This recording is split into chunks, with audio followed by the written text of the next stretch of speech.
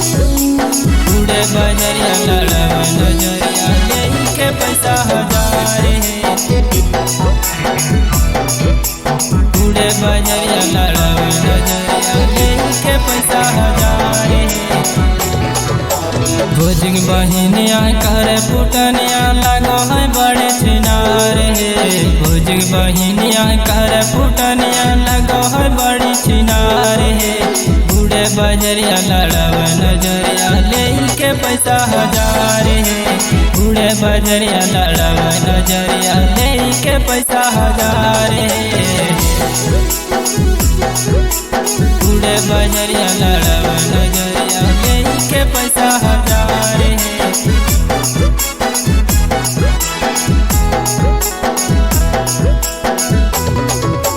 बूढ़े बजरिया लड़ावे नजरिया लेके पैसा हजार है।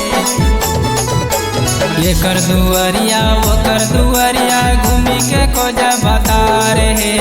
एकर दुआरिया ओकर दुआरिया घूमी के खोजा बता रहे। दिन भर मोबाइल पर बिजी रहो लागो है चाटल चिनारे। दिन भर मोबाइल पर बिजी रहो लागो है चाटल चिनारे। बूढ़े बजरिया लड़ावे नजरिया लेके पैसा हजार है।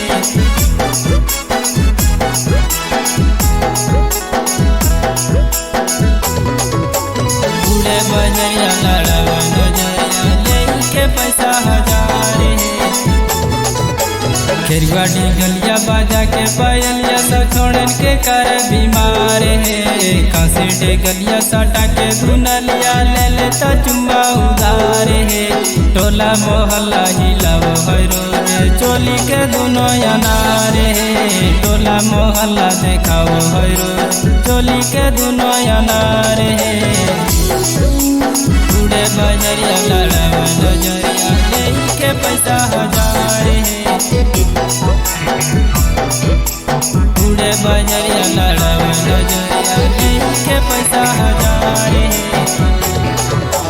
संदीप राज दीवाना संगे घूमो है रोज बाजार है। परमेश्वर रमेश राहुल के संगे लूटो है रोज लहार है। मजा में सजा हो जाता है भौजी तर बही है अभी कुंवार है। मजा में सजा हो जाता है भौजी तर बही है अभी कुंवार है।